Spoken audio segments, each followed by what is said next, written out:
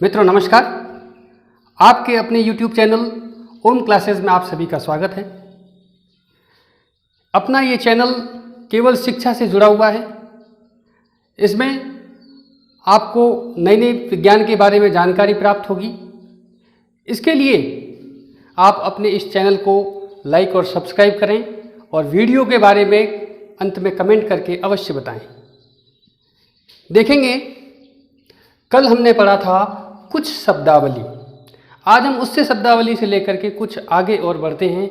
उसमें आता है मुख्य फोकस। फोकस क्या होता है? देखिए, एक महत्वपूर्ण परिभाषा है। इसे F से प्रदर्शित किया जाता है। जब प्रकाश की किरण मुख्य अक्ष के समांतर जब प्रकाश की किरण मुख्य अक्ष के समांतर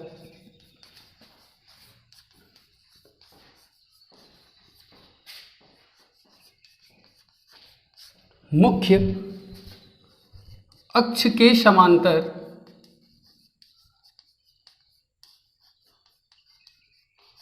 दर्पण पर आपतित होती है, दर्पण पर आपतित होती है, तो परावर्तन के पश्चात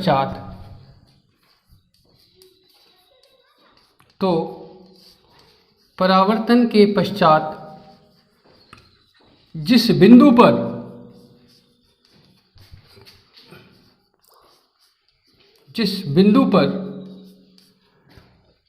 मुख्य अक्ष पर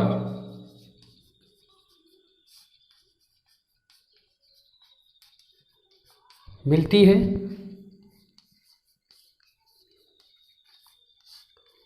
या मुख्य अक्ष से आती हुई प्रतीत होती है। मुख्य अक्ष पर मिलती है, ये किसके लिए है? अवतल दर्पण के लिए है। ये है अवतल दर्पण के लिए। या मुख्य अक्ष से आती हुई प्रतीत होती है, या मुख्य अक्ष से आती हुई प्रतीत होती है।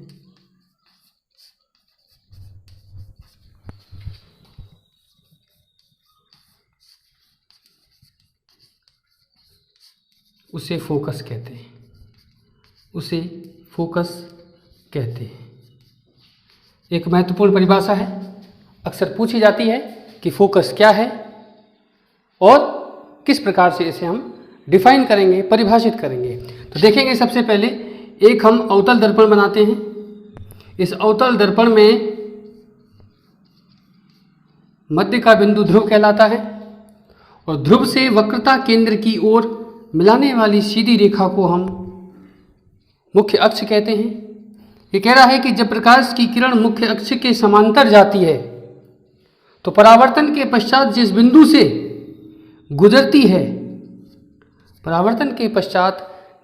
से गुजरती है उस बिंदु को हम फोकस कहते हैं। ये हो गया अवतल दर्पण के लिए। किंतु उत्तल दर्पण की अगर हम बात करें, तो ये प्रकाश की किरण इससे टकरा करके फैल जाएगी। तो मुख्य अक्ष पर वह जिस बिंदु से आती हुई प्रतीत होती है वह बिंदु फोकस कहलाता है। ठीक है, बहुत अच्छा।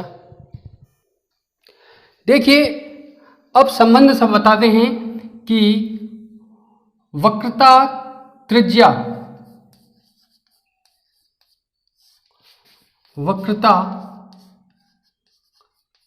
व फोकस दूरी में संबंध।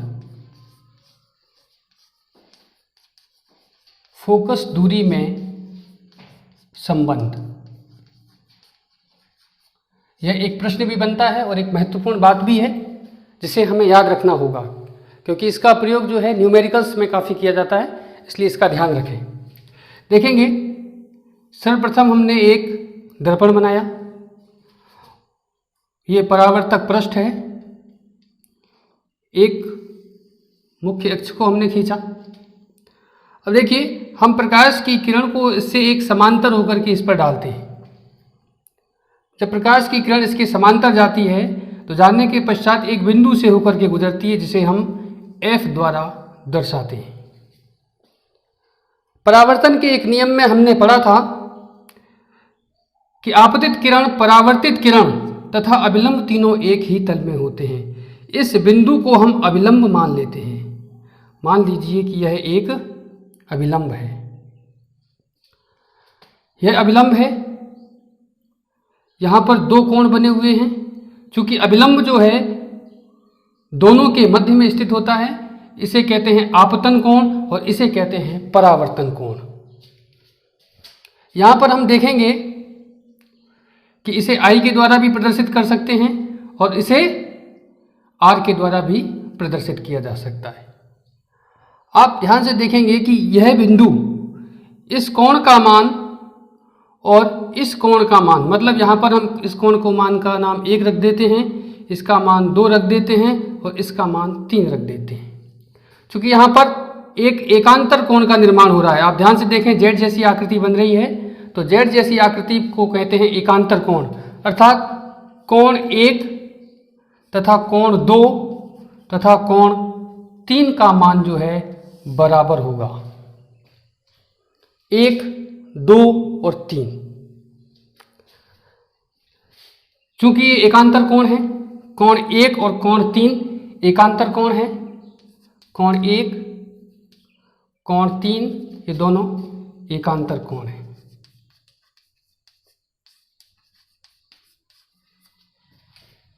आप ध्यान से देखेंगे, कोण 2 और कोण 3 का मान बराबर है तथा दोनों एक ही भुजा पर बने हुए हैं। अतः यहां पर ASA सर्वांग समता के नियम से, सर्वांग समता के नियम से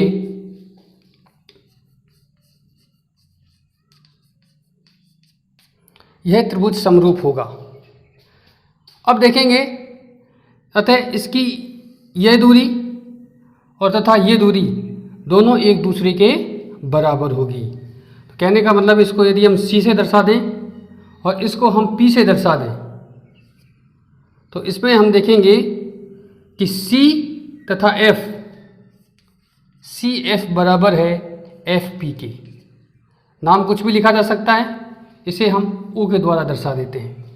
तो CF बराबर है FP के।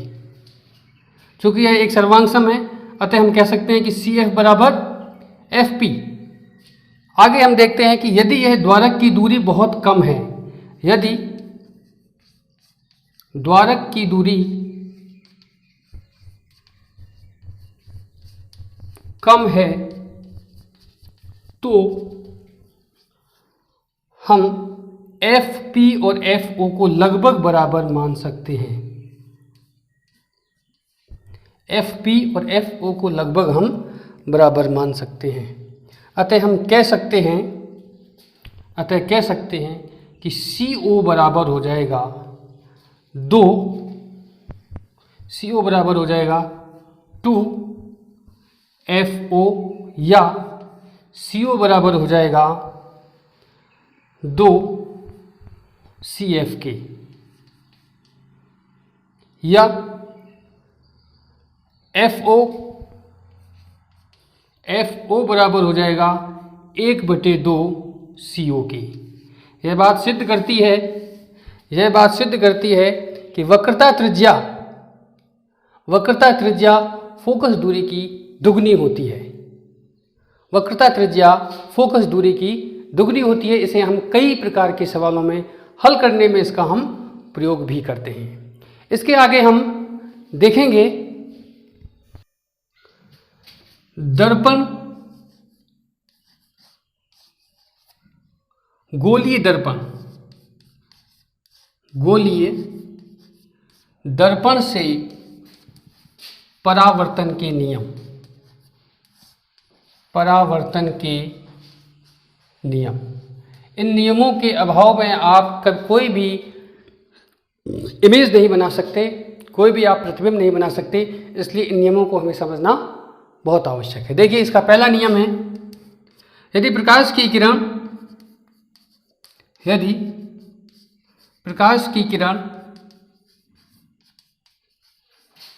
मुख्य अक्ष के समांतर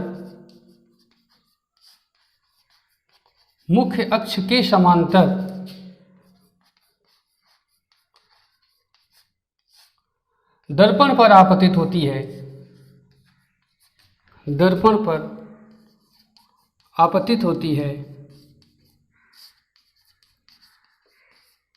तो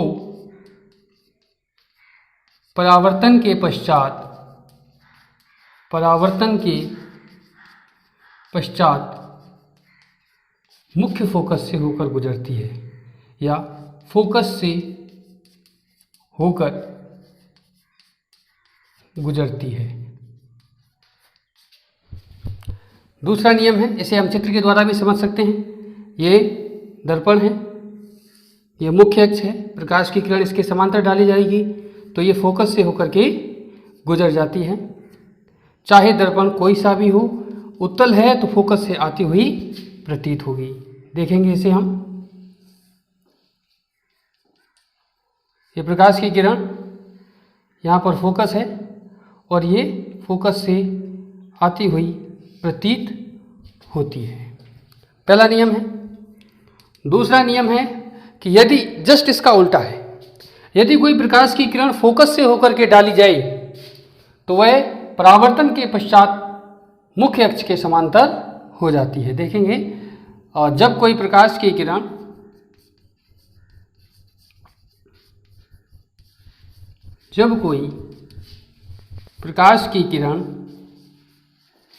फोकस से होकर दर्पण पर आपतित की जाती है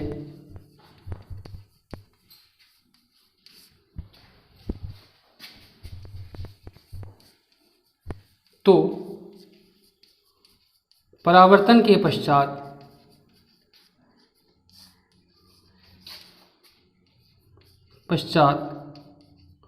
मुख्य अक्ष के समांतर हो जाती है।